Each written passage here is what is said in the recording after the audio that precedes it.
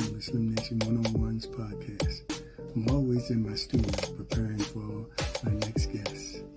You can see we're here with the computer and all the little gadgets. So, let's get started.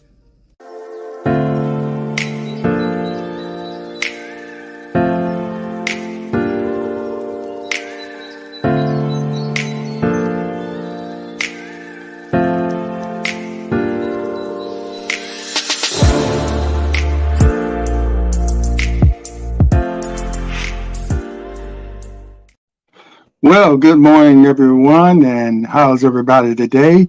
This is Slim Overton, and this is the Slim Nation 101's podcast, and we appreciate you watching this morning. Of course, I have my coffee here. You see what it says, Dad and Papa. So a shout out to my daughter, Jamie, and my granddaughter, Zuri, and of course, my lovely wife, Benay.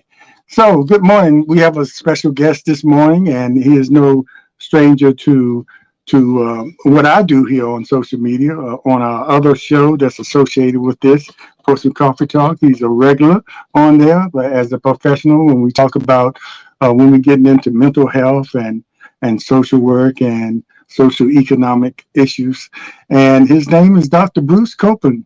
Good morning, Bruce A. Copeland. Good morning, Dr. Copeland. How you doing this morning? Good morning, Slim. How are you? I appreciate you coming on, and I used the doctor in the beginning out of respect for your title, and from now on, you're going to be Bruce because Uh, because we're going to sort of concentrate on you, talk a little bit about you, and Bruce. And thanks a lot for agreeing to come on this morning. We appreciate you, and everybody knows. Well, right now he's administrator of Hampton City Schools, where he is the coordinator of social work services, and he's an adjunct professor at Norfolk State University, his alma mater. You always have to give back in some kind of way. So he goes back and gives back and teaches those to do exactly what he's doing today. So we appreciate you for giving back.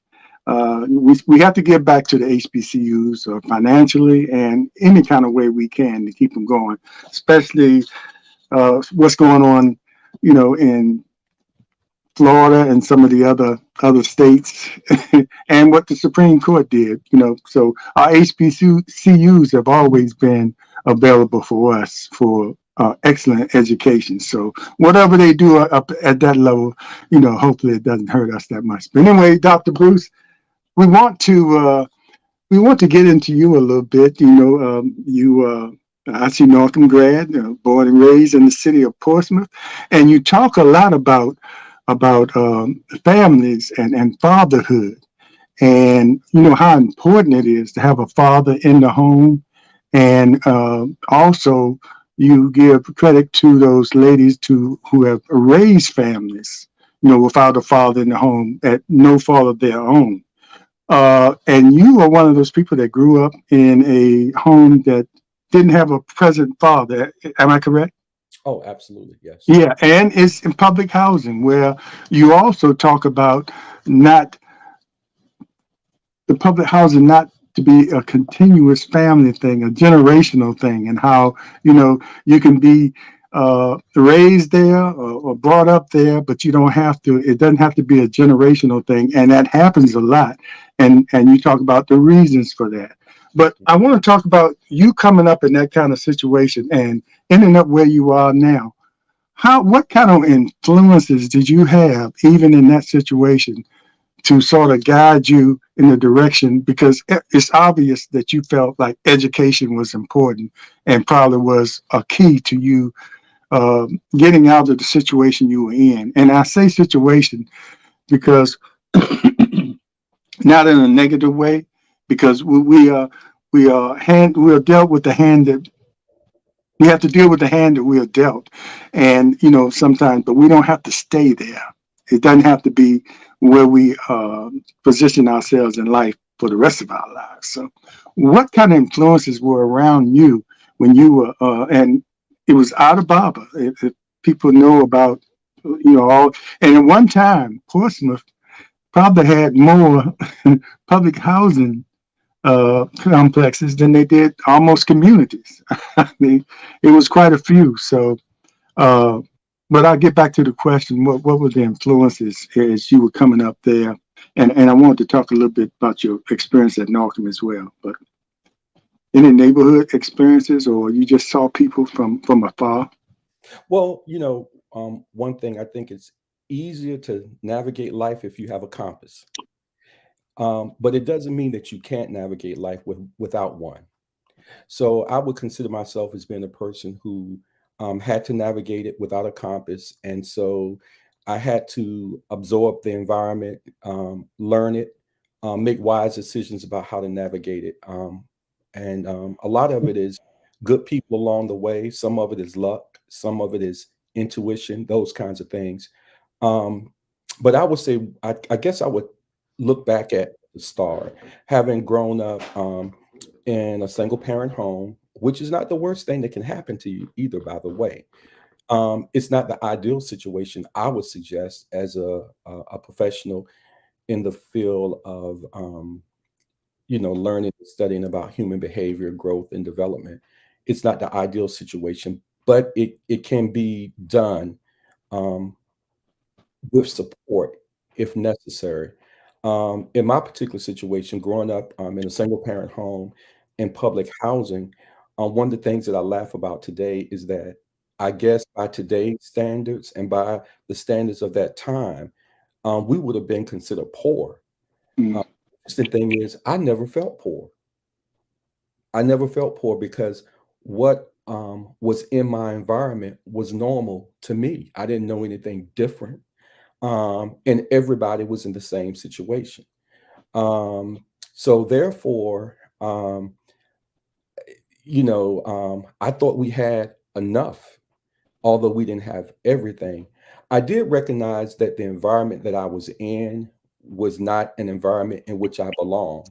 The interesting thing is that some people um, grow up and they internalize the values in their environment. And we use this term loosely in just conversation. We talk about the hood. And I would say to you that even though that was my experience growing up, and I was in the hood, I never felt like the hood was in me. mm, Never, never at all. I always thought that this was an environment that I didn't belong in. It was the environment I was in, but I was never comfortable with being in the environment. I would ask myself sometimes or think to myself, I would see discrepancies in those who have and those who have not. And I wondered how um, it ever became that way. How could somebody have so much and somebody have so little? I wanted to know, where was my house? Where was my car? Where was my all of these things that other people had? Um, and I never felt like I belonged.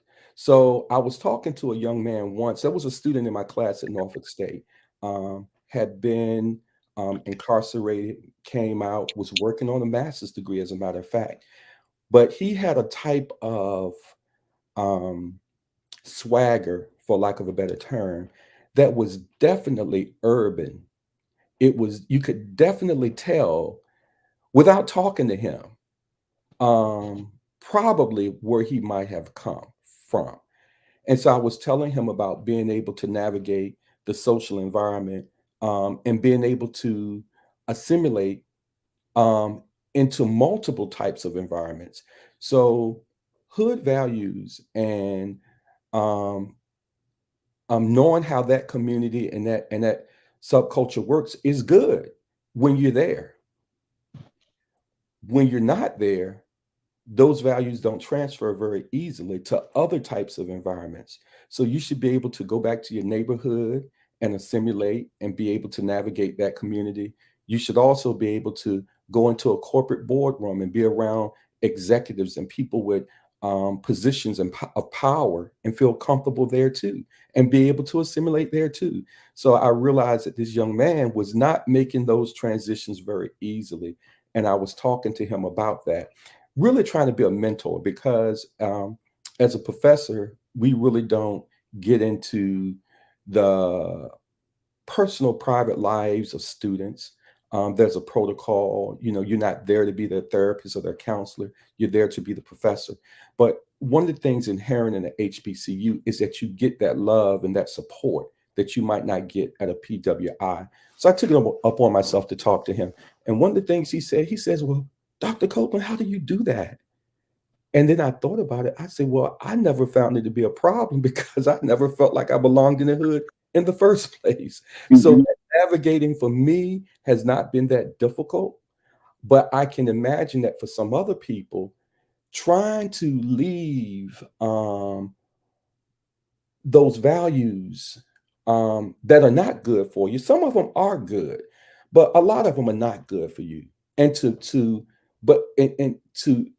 internalize some of those negative values from that environment and believe that you're going to be able to navigate through life to become successful without abandoning some of those negative values, it's going to create a lot of problems for you. So for me, the navigating out of poverty, the navigating and matriculating through college and, and academia has not been really, really hard for me.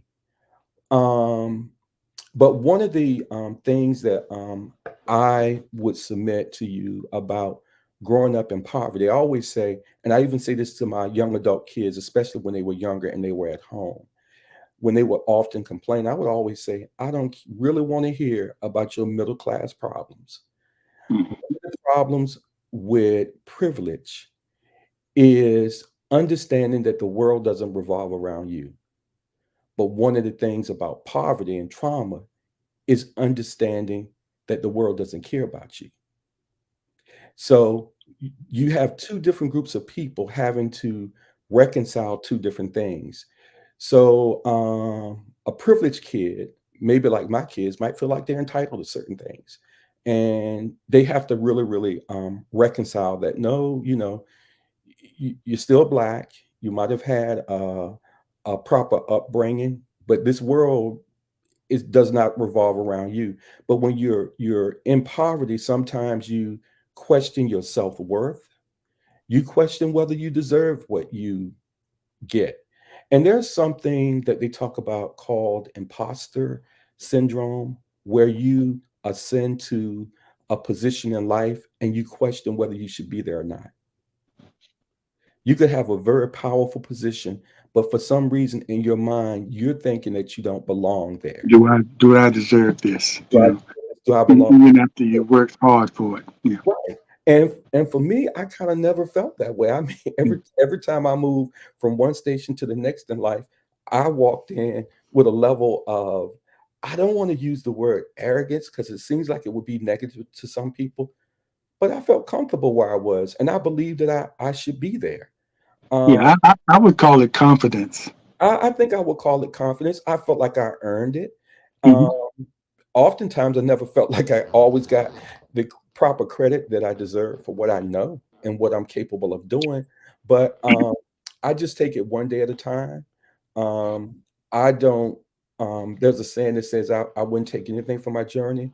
I wouldn't. I think I experienced some things, but at the end, I think they all come together to explain how I sit today feeling good about the things that I've accomplished. But I would not wish poverty on anybody. I would not wish fatherlessness on anybody. But all of that can be survived. Some people just don't have the resilience, and some people don't have the hope. And without those two things, then you may not survive those things. And my goal in life has always been to not merely survive something. I can say, oh, I survived growing up with a single parent and I survived living in public housing. I feel like I'm more than survived. I feel like I'm thriving. Surviving just means like I barely made it out and I'm just kind of like, oh, I made it. But thriving means not only did I make it out, but I'm good. I'm doing well. And that's the way I am. I basically try to keep people who bring negative energy into my space out. I don't have a problem with dismissing people from my life, and that includes family and it includes non-family. If you are um, not positive for me, then we part ways. And we don't even have to disagree and argue. I just like, keep my circle small with people whom I respect, people whom I love, people who respect me Mhm. and love me. And see the way, one of the things I was telling somebody recently, I said, I never go somewhere where I'm not invited. I never remain in spaces where I'm not welcome. And I never want to be tolerated. Because tolerated is not acceptance. If you don't accept me, then I don't want to be in relationship with you. You can't just tolerate me. So if a person is tolerating me, I'm like, I'm out. So what I do, you have to accept and respect me. And I don't and respect is mutual. I give it, but I expect it in return. You cannot disrespect me and stay in my space. I don't allow people to disrespect me. If they're disrespectful, I may not always engage in a contentious confrontation with them over disrespect, but you will find that I would disappear or you would disappear, but we won't occupy the same space if that space is not mutual in terms of respect. So, I have those kind of standards for how I navigate through life, because people can, you have to be careful about who you allow into your space, into your life, into your heart, into your mind. You cannot allow people to occupy space in your mind where where it's negative energy that you internalize. So I only want to be surrounded by good people or be left alone. Mhm. Now, I also, another value that I have for myself is that always say, um, I know how to be alone without being lonely. Mhm. I'm okay if you're not there. I'm gonna be okay. But no, it my mental health is important to me, and I can't have you in my space threatening my mental health. And Bruce, going back a little bit, because I guess the attitude or the, how you are today, a lot of that starts real early with youth, and the earlier it starts, sometimes the better, because especially when you got to the point you at Northam, because you said you never felt like you belonged in public housing, and sometimes I wonder how many other people out there felt that same way, or they just said, "Well, this is my life." Anyway, at Norcom, and then you get to Norcom, and then even in our own communities, we have people that might look down on certain people. You had the colorism thing at one point, so some of those things you had to learn real early, Well, how to pick, yeah, who was in your space. well, Because some people, those people that were negative towards you, you could go home and pout and cry, or you could say, well, I don't deal with them because they don't really know me or know my potential. I'm just as good as they are, So that starts early, and I'm sure that started early with you because you went through all that, I'm sure, at Norfolk, like we all did, or any kids coming up through their adolescent days and growing into manhood went through a lot of different things and dealing with different attitudes from people from your own neighborhood. Just because of simple things. mhm. Well, I think Norcom was a great experience for me. I don't know about everyone else. I know you said something about colorism. I always tell people, I don't know if they believe it, but I've never had a problem with my dark skin. I love it. I don't see anything wrong with it. I've never been envious of anybody. That has not been a issue for me. You gotta either you like me or you don't. I'm Hmm. not gonna change. I can't change my skin color because of your preference. And I always say, I'm not for everybody, and everybody's not for me. So we're okay. I'm okay with you me not being your choice. So I would say at Norcom, just like everybody else, it's a growth process. I was telling my niece yesterday. I said, you don't feel the same way at 31 that you felt at 21. You don't feel the same way at 41 you felt at 31. I say a decade, 10 years is a significant period of time for you to evaluate and formulate who you are and what you believe and what you value. And those things change. They change.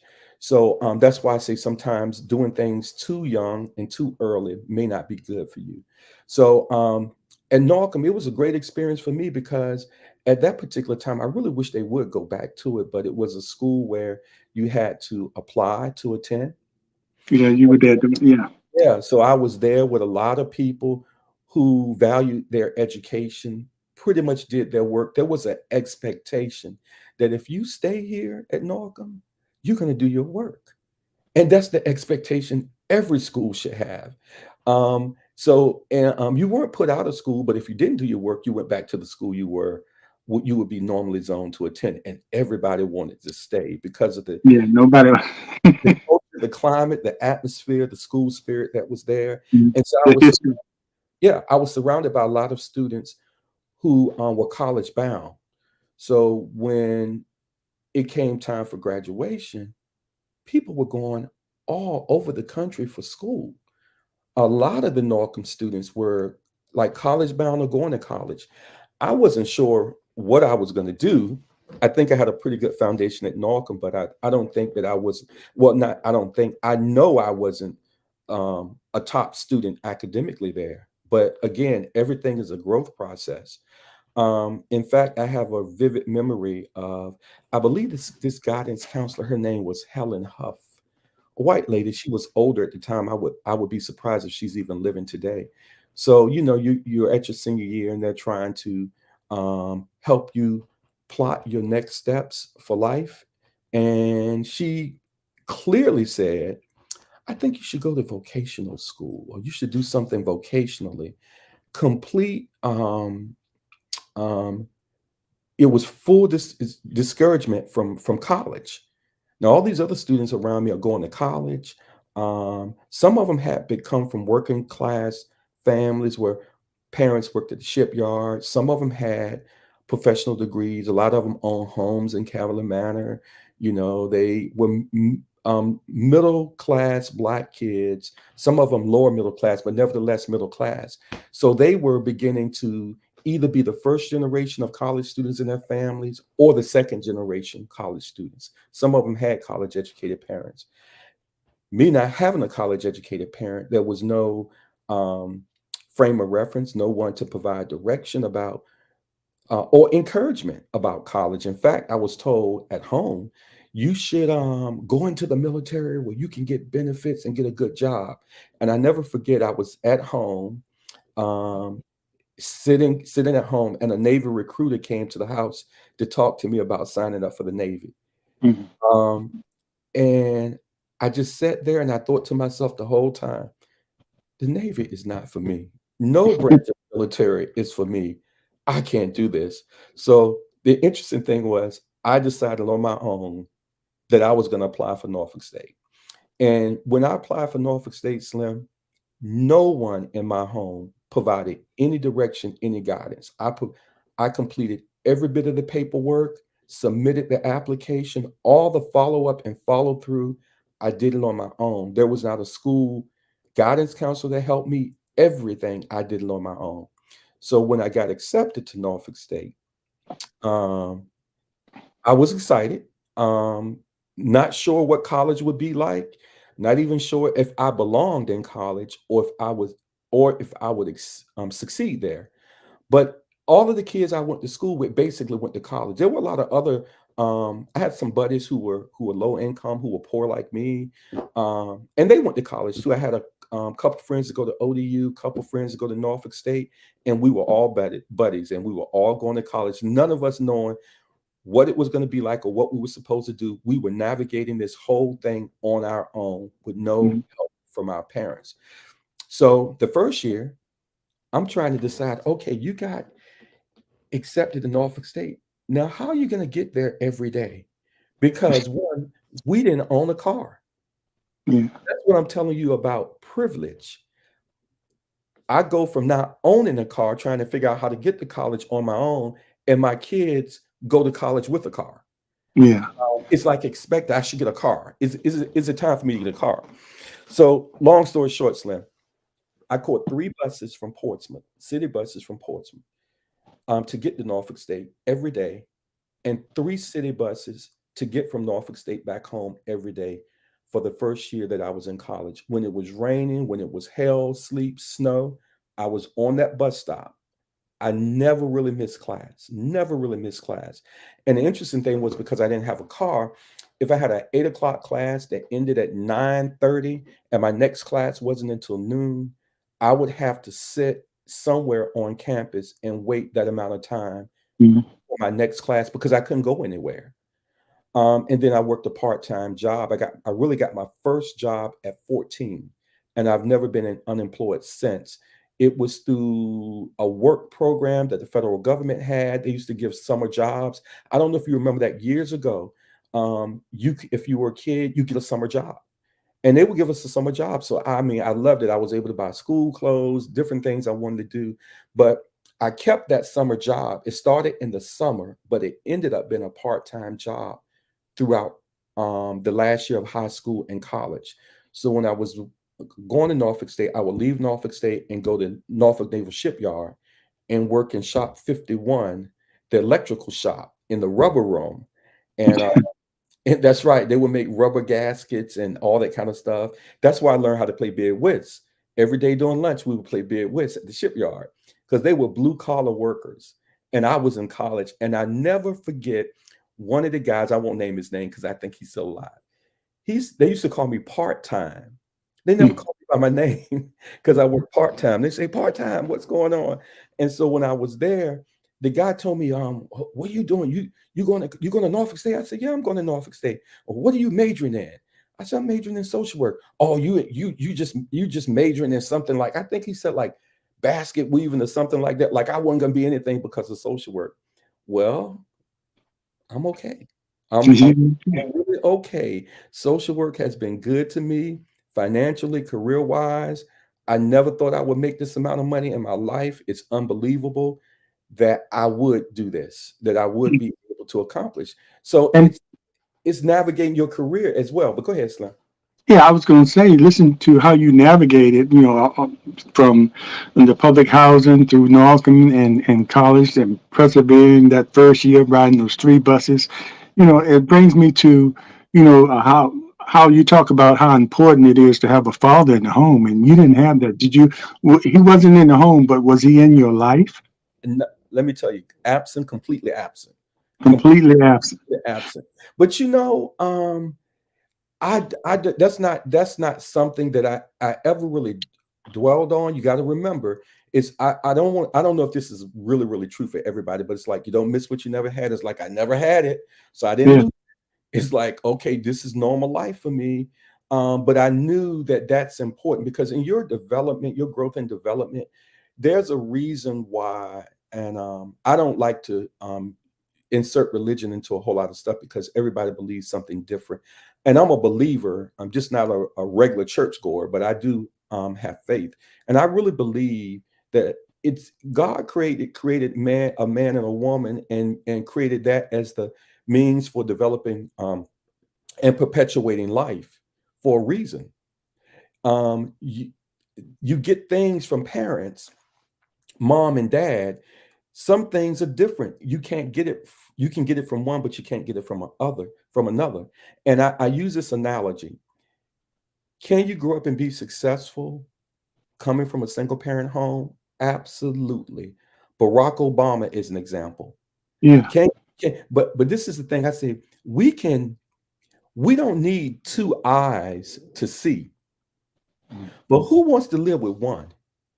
Right. If I close one eye, I can still see, but there's a purpose why we have this balance, even how Yeah. we in our physical being. There's a reason why we have a eye on the right and an eye on the left. There's a balance that occurs. So there's a Yes.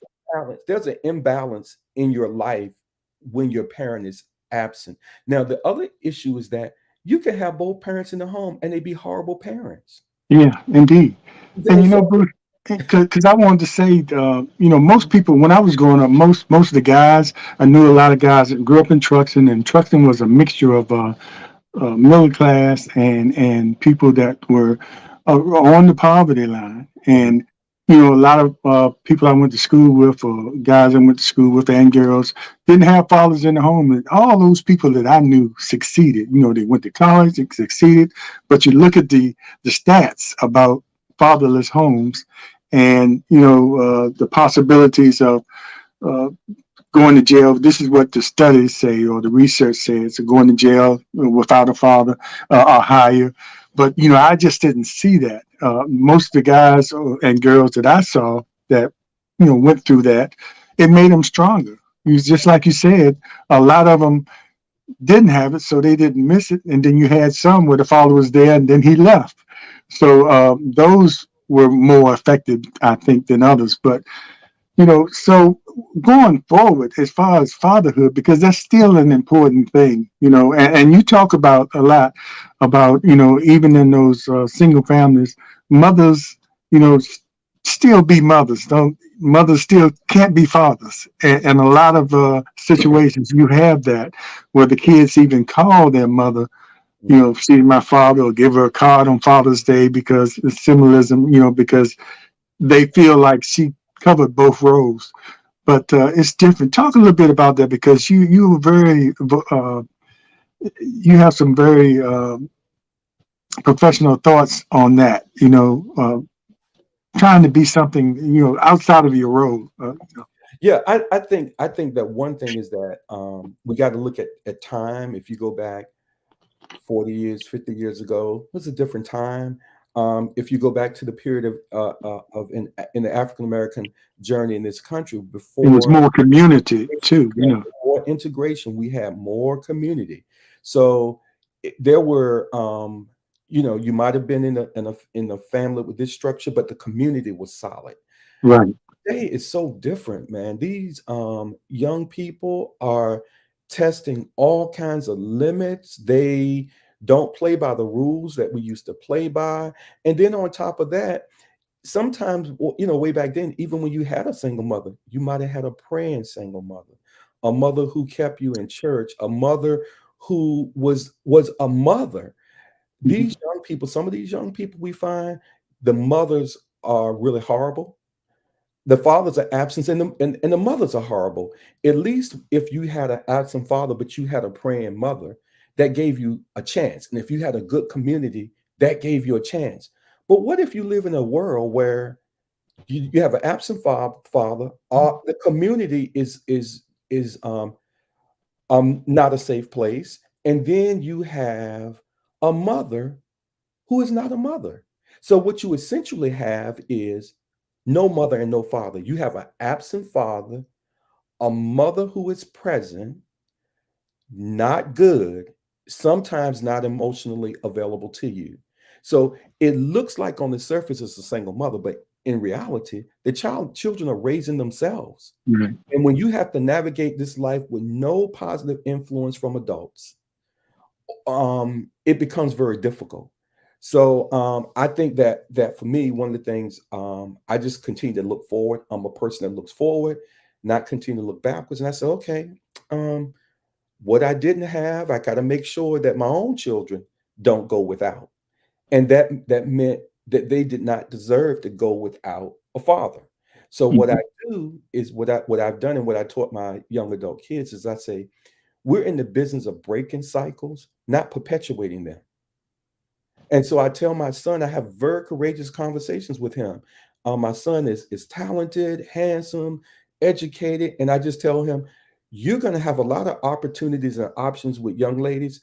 I said, but do not come to me and tell me that somebody is going to be delivering your child that you're not married to. And I say, I'm going to have a hard time with that. I can't control your decisions, but this will go against everything that I taught you. I say, Mhm. enjoy yourself, be free to be a young man, but be responsible. So my goal is to break cycles, and breaking that cycle also involves creating some economic opportunity for my children that wasn't there for me. Um, I'm going to live my life and enjoy it, but I do want to leave a little something for them as well. So planning for the future financially, etc., wanting to build the family, and changing your circumstance and making your family a stronger family may occur over generations. I'm not going to be able to do everything in the time that I have on this earth, but I expect out of my children to do way more than what I do. And I think I told you this before, Slim. I told my son and daughter, I say, if you only do what I did, then you should consider yourself a failure, because what I've done with my life has been done without the advantages that you've had in your life. With the advantages that you've had in your life, you're supposed to exceed me in every way. You And that's every parent's goal for their right, kids to exceed them, do better than what they've done, right. and take some of the things that you instilled in them and take it to another level. I want them to earn more money. I want them to Right. be smarter. I want them to live a life way better than me. Now, I will tell you, I always tell them this. I say, you know what? I want you to do that. I say, but it's going to be hard to do because I give you a good life. I say, but you keep trying. I say, you may be able to do it. Let me go back. You mentioned about cycles, and you have talked about this often too. How people don't use the term welfare anymore, but how that system came into play and sort of pigeonholed a lot of people because they fell into that, and it actually took a lot of men out of the home, because a lot of women, in order to qualify for certain things, they couldn't have, in order to fall into that category, they couldn't have this and couldn't have that, couldn't have the man in the home.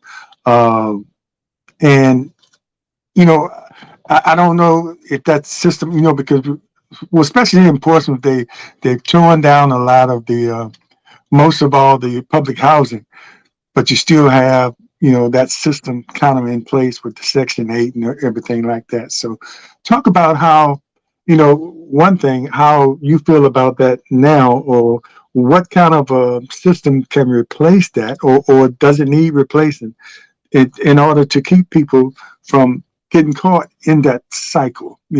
Well, my mother did well, and, well, not did well. My mother was in this system, so I'm gonna just do the same thing. And you see that cycle. You Mhm, see that cycle, but you see a lot of people coming out of it. But you see a lot of people still in that cycle. mhm. Well, one, we got to stop telling ourselves we have a lot of our leaders who who are full time. They work full time to convince us that we're victims. Absolutely. Everything about history is a fact. Where we in slavery and did slavery and discrimination and Jim Crow and all that, um, make life tremendously more difficult for us than any other race of people. That's 150% true. However, you can't continue to go around all your life saying that I'm a victim, because when you internalize the belief that you are a victim, then it causes you not to own responsibility for changing your circumstance at all.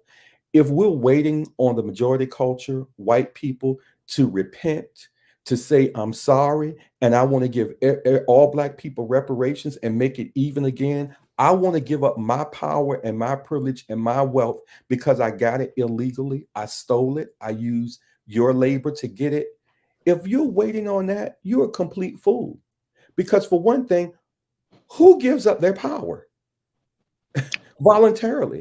Nobody. They give up money before they give up power. Right. They're not Power they're never going to give it up. So what do you have to do? Well, one, only creates money. you have to become self-reliant, self-sufficiency, and dependent on yourself.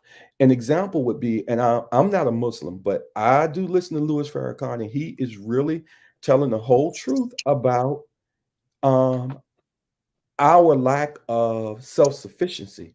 We continue to go to the majority culture looking for a handout, looking for them to make things right. And they're not going to do that. So I think part of what has happened in our community, even this idea that, oh, these programs took the black man out of the house. Sir, let's be honest. How can you not love your child? How can anything cause you to abandon your child? You're going to tell me that it's the government's fault? that you left because they said the man couldn't be in the house. Well, if you can't be in the house, be around the corner. We have all types of slick ways of getting over on the system for nothing, but we can't find a way to be fathers even when the government has a rule that you can't be in the house. We look for excuses to explain our behavior. Yeah. When no one calls you to create the life. My thing is that the problem became this. This is when the problem evolved. Is when, as a community, women became married to the government. They literally married the government. You create this life, and then the government becomes your husband to provide food, clothing, and shelter for your child instead of the man that you created the life with. Those are voluntary decisions. I can't remember the exact date, but I want to say it's the late 50s. Birth control um, um, became was invented, for lack of a better word, at least the pill that we know today, which is like 97% effective. There's no reason why people should have unwanted pregnancies. There's no reason. How can you blame the government for your 10 kids? Did you sleep with Uncle Sam? Or did you sleep with that bum down the street who already had 10 kids that you knew about? So why do you think a man that you sleep with 10 kids is going to take care of a kid he has with you when he's not already taking care of the 10 he has? Some of these things are poor decisions on the part of the individual. So there's two things we need to do.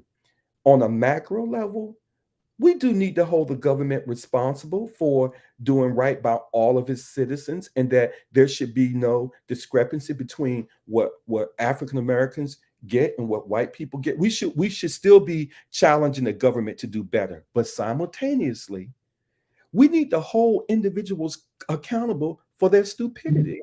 And one thing about Black people in our community, we spend all of our energy trying to hold the government accountable, but none of our energy trying to hold individuals accountable.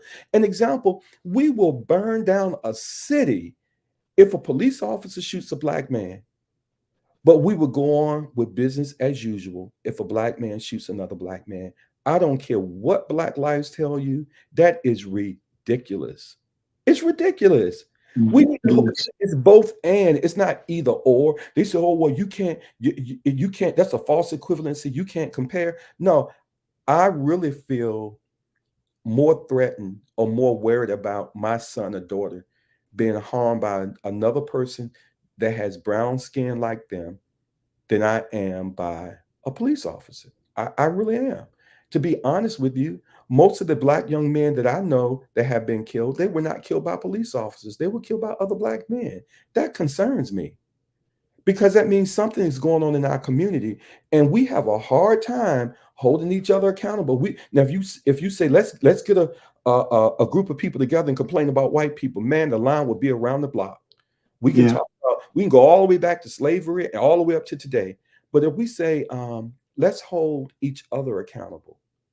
And I know a lot of wonderful Black families, a lot of great fathers. I just wish everybody had that. Most of my friends are sort of like me. Most of my our families, I'm connected with other families where they have wonderful mothers and fathers. Their kids are doing well. I could just tell you story after story after story of Black kids doing amazing things, Black fathers doing amazing things, Black mothers doing amazing things. Those are not the people I'm concerned about. They get it. What I'm concerned about is the people that don't get it. You cannot have all these babies and be a single mother and expect a positive outcome for your children. Will they be exceptions to the rules? Absolutely. You can find the worst mother with the most kids, and her child ends up being president of the United States. That is a possibility, but there are exceptions to the rules. That's not the rule. And it should be the rule. Should be the It's rule. right. And Bruce, I see a lot of people are watching, like Kimberly Blunt, and I see Louise Lucas is watching. And I want to mention that because just what you said, a lot of times, of course, we have to hold our leaders accountable. But one of the things we also have to do is hold ourselves accountable. And I always talk about sometimes we need to hold the parents. If they're bad parents, they need to know that they're bad parents, or they're failing their kids. If things are going on in the communities and you know your kids is involved with it, you know, support them in a kind of way, but not in a way where you don't discipline or get some help for that kid, or make sure if he needs to be put away or needs some counseling, you need to do that. And we fall short of holding ourselves accountable. That's why I totally agree with what you just said about we don't do that, and we just sit around in our neighborhoods, hear the gunshots, and don't complain because, oh, I don't want to tell on my neighbors, or a lot of people use the fear, and some people might be fearful of retaliation or something like that. But Right. sometimes it's many ways that you can be involved, and not nobody knows that you are being involved as far as fighting And that change comes from the inside out. Real change, inside of it. change inside out, not from the outside in. We try to change things around people. Now, you got to remember, as a social worker, we're trained to give full acknowledgement of the influence of the environment. The environment is important, but it's not one or the other. We have to change environments, but we have to change people from the inside out. And I think one of the things in this city that I love is Portsmouth, is the poverty. We cannot have um this poverty breeds this kind of stuff. And what makes poverty worse is that when you're a single mother, you have a bunch of kids, bunch of children out of wedlock, education is low. But one thing that we can do is, and I know some wonderful single parents, they're educated women. They might have been married and divorced. They might have had one child, and then they realize, look, I have this one child, and I can't continue to have other children. And so what they do, they concentrate on being the best mothers that they can be. A middle class, educated mother who's single is a lot different from a mother living in poverty who's single and uneducated. So all single moms are not the same. But I think some of the violence that we see is there's a direct correlation to fatherlessness. Is a direct coordination, and the government cannot do anything about your father not being there. They can't do anything about that. And I'm gonna tell you, for first of all, there's some common denominators. If you identify the last 100 people that were killed in any city, but let's say Portsmouth, the last 100 people, probably 90, at least 90 of them were all males. That's number one. 90 of them were all males. And if you looked at those and you said, well, how many of those 90 were black males? Maybe 85, maybe 80. And then you ask, of those people who committed those murders, how many of those males that committed those murders were fatherless? Now, I'll tell you this. A lot of people have this saying, "Yeah, I think we should put prayer back in the school." And I just fall out laughing when they say that. What we should do, we don't need prayer back in the school. We need fathers back in the homes. Now, the government can't do that for you. They can't give you a father. And the government cannot replace your father. That's where being married to the government, this concept comes in. The government cannot supplant responsible parenting, or the government cannot be your father.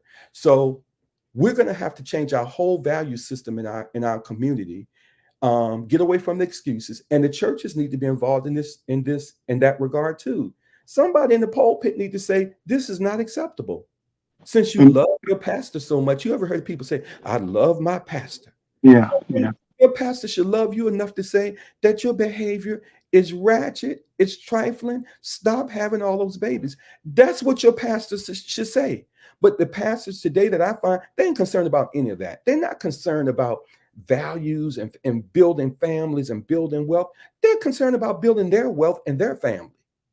They want your money to build their wealth, their generational wealth, and to build their family. They could care less about your family. Just keep on coming in here to church, giving us your money, and say, "I love my pastor." when you see all around you, you call young men out when they're wrong from the pulpit. You call young women out when they're wrong.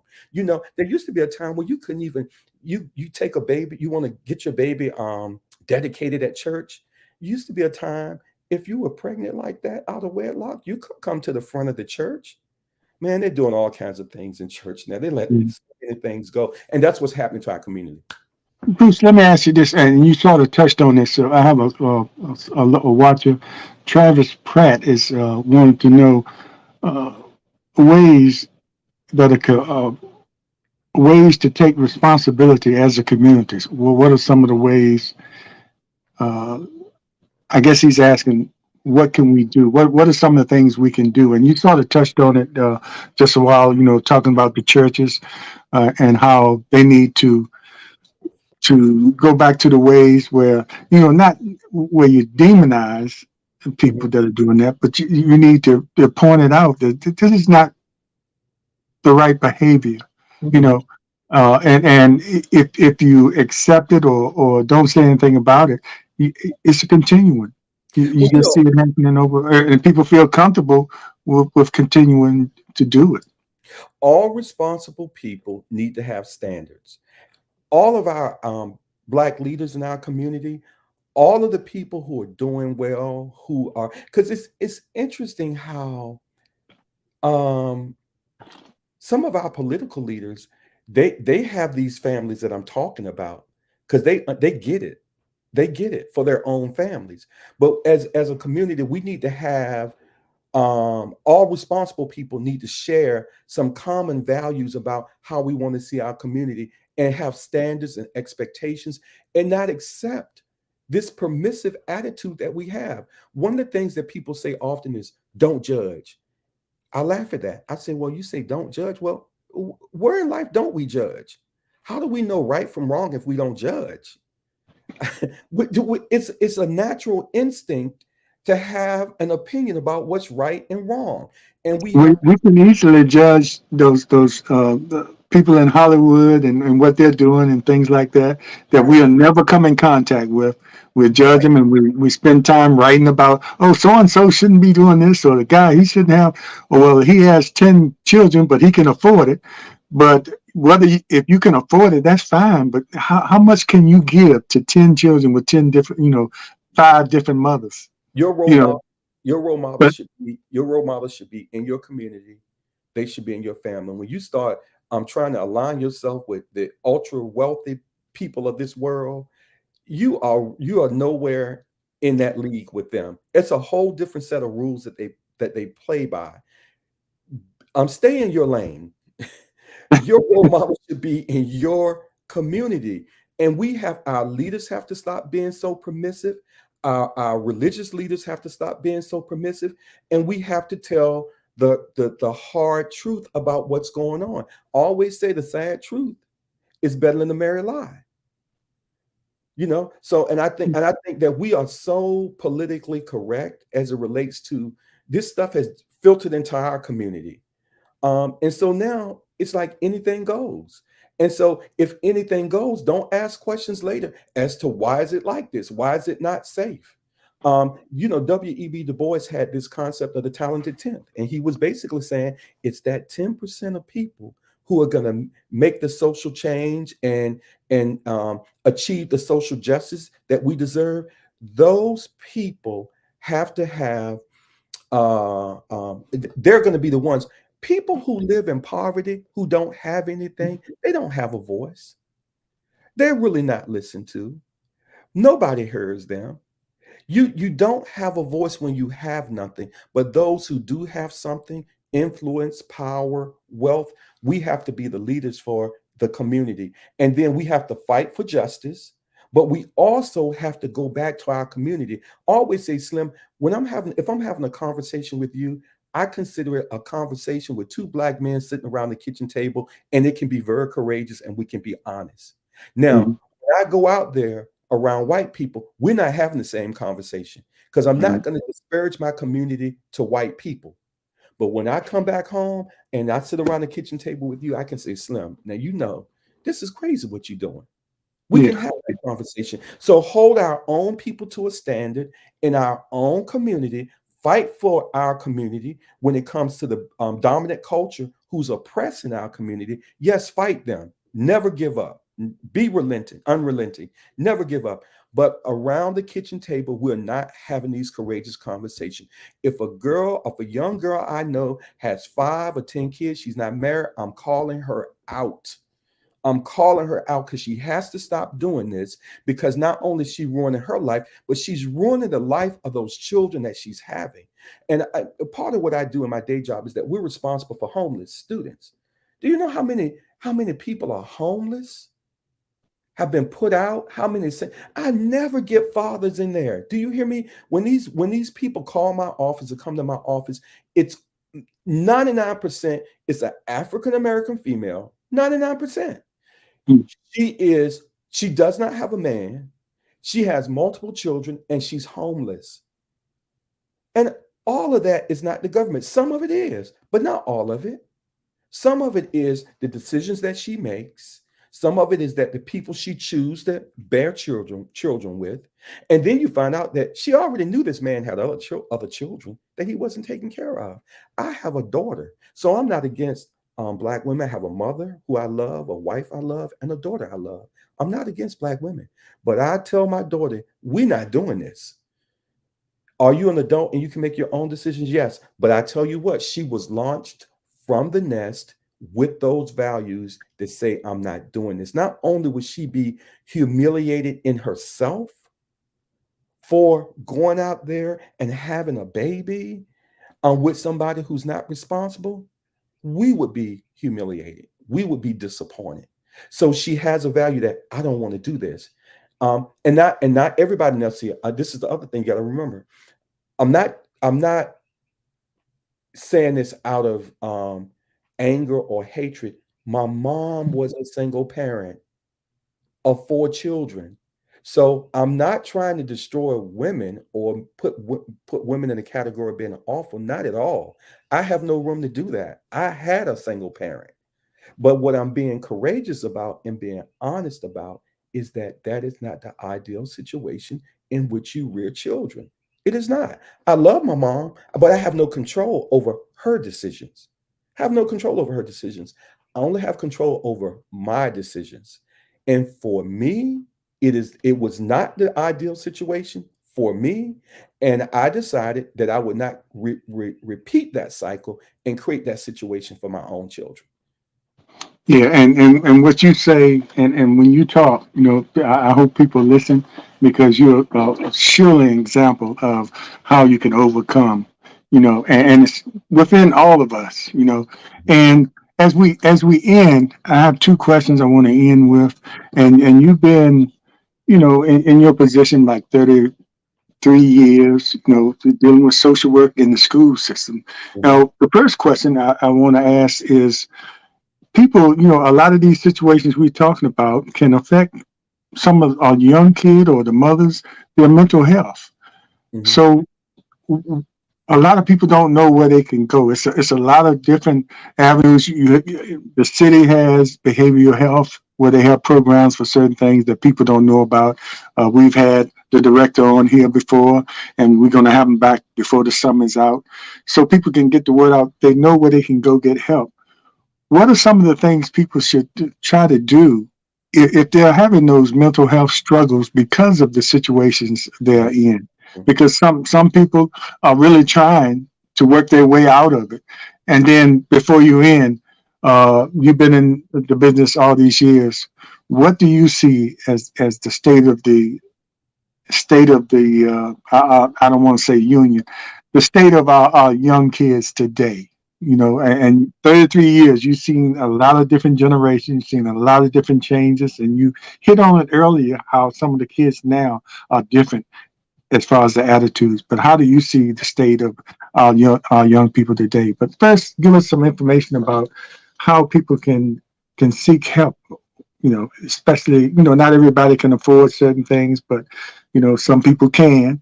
Those people need help too. So give us a little bit of information on where people can get help. Okay, real quick, Slim. first of all, most people aren't born mentally ill in the most severe way, like schizophrenia, bipolar, those kinds of things. That the etiology is organic in nature. It means that it's biological, because schizophrenia is something that's inherited. The environment cannot make you schizophrenic. The environment cannot make you bipolar. The environment can make those conditions worse. So you inherit those conditions. If your mom was bipolar, schizophrenic, those sorts of things, it may skip a generation. It may skip you, but it would not. It's normal that somebody in the family will have those conditions. All the other conditions that we think about, um, people have behavioral dysfunction. They can't manage their life. They get in trouble. Those kinds of things. They get depressed. Depression can be biological in nature as well, but also depression can be caused by the environment. So, for an example, um, you could have a chemical imbalance. You could be physiologically prone to depression, but sometimes it's not the case. If you lose your job, lose your spouse, lose your child, and you become depressed, that's caused by the environment. And usually, if the environment is changed and the person, we can work easier to treat that kind of condition. One thing that happens to our children when we think about these children out here on the street doing these horrible things, the reason they're doing them is not because they were born psychiatrically ill. They were born fine. We made them ill when they got here. So remember, children don't enter kindergarten until about the age of 5. Those first 5 years are critical in the development and the psychology of a human being. So where are they from birth until age 5? They're at home with somebody. What's happening is that being at home during that period of time with somebody, those children could be experiencing trauma, abuse, and neglect. So when they walk into a classroom at age 5, then we begin to see for the first time the effects of that trauma, abuse, and neglect. Because then you have a lot of eyes on that child, professionals who see that child every day. And they said, Johnny is aggressive. Johnny is angry. He won't listen. He won't sit down. And he came into kindergarten that way. So once we begin to see those behaviors in school, usually it's the first time that a child is ever able to get any attention for his behavior. I would say that schools are the safest place for children to be during the day, and that a lot of children, if they don't get their mental health needs met in school, they won't get them met at all. So I would say one safe place to go for help is for a parent to reach out to a school social worker, a school guidance counselor, somebody at the school. Even if the services that the child needs are not going to be delivered in the school setting, they know how to connect them to the community. Children don't generally go to community services board at 5 years old from the home. The first time when we start to notice dysfunction is when they're in school, because we get to see it. We don't get to see them when they're at home, ages 1 through 5. But that's the time period where they're being left alone, where they're being sexually abused, where they're being cursed at, yelled at, beat. You, I don't know if you ever seen a parent who yells at a child out in the street, who Mhm. slaps, who beats a child, who curses at a child at that age. You got to remember that stuff could be going on every day or every other day. And when the parent is doing it by herself and she's under stress, physically, mentally, she's exhausted, then they are more prone to be abusive. And children in those environments are in high risk environments. So I would say school would be a good place to start because most parents don't know what else to do. And that's why we need more social workers, et cetera, in the school, more counselors, more psychologists. So even on a city and a state level, we need to advocate for that. We need to ask our political leaders to put those counseling resources in the schools. Now, the last question you asked me, I think, had to do with The state of our youth. I think there's it's good and bad. I think it's a mixed bag. I just know so many wonderful African American families, and these children are doing amazing things. Um, The thing is, we don't hear about them as much as You we know, hear about the ones that are committing crimes. You know, because that's what people see that don't live here when right, they look into for some this or any of the cities. They see the crime, and I yeah, see, you know, students doing some amazing things mhm, that should be publicized. And we hope this year to get a lot of them on our shows, either Portsmouth Coffee Talk, or I have one-on-ones with some parents, and they allow their children to come on and talk, so yes, we can give recognition or you know, share information about the amazing things that these kids are doing, because they go under the radar. And if you're paying attention, or if you're going to some of these school functions, you mhm, don't have to have kids in school. You don't have to just go to the band concerts or the basketball games. Go to some of these robotic programs, or the schools that have debate teams. I hope Norcom gets a debate team back. You mhm, know, if you want to really develop a child and prepare them for the world, put them on a debate team in their high school years. I mean, that could take them many places. It's not going to be a profession. I'm a professional debater, but it can prepare you for so many occupations that you'll see down the road. So yeah, we have to do better in making sure that we highlight these children, these students that are doing great things on the high school and college level. and we And and we need we don't do that as often. and we need to celebrate the families that produce Yeah. them and nurture them and teach them. And if we know what works, why aren't we trying to replicate it? If we know that a strong family produces a healthy child, why aren't we trying to replicate the family strength? And I'll say this last thing, Slim, because I know our time is coming to an end. They always say it takes a village to raise a child. I always say it takes you're not going to have a strong village if you have weak families. Mm, And what makes families strong?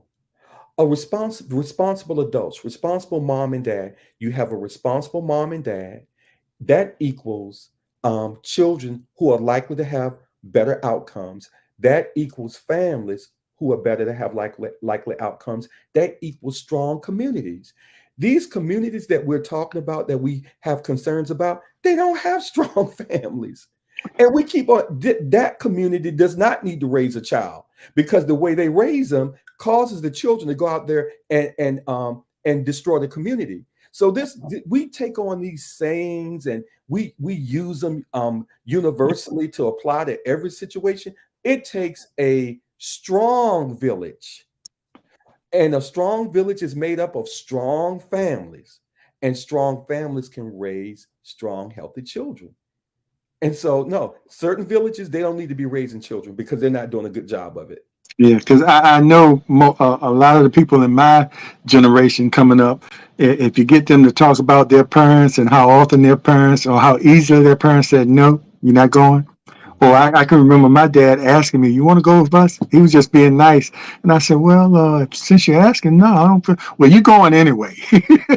But he was, you know, I mean, and at the time we didn't like it as kids, but you know, it developed us into, uh, you know, the stronger adults. I mean, we understood discipline, we understood the ethics, like you mentioned off camera today, and the power of being able to say no and still love you. You don't have to feel like you're slacking the kid by saying no. Oh, I don't want to hurt their feelings. No, No, it's good. our parents told us no and went on about their business.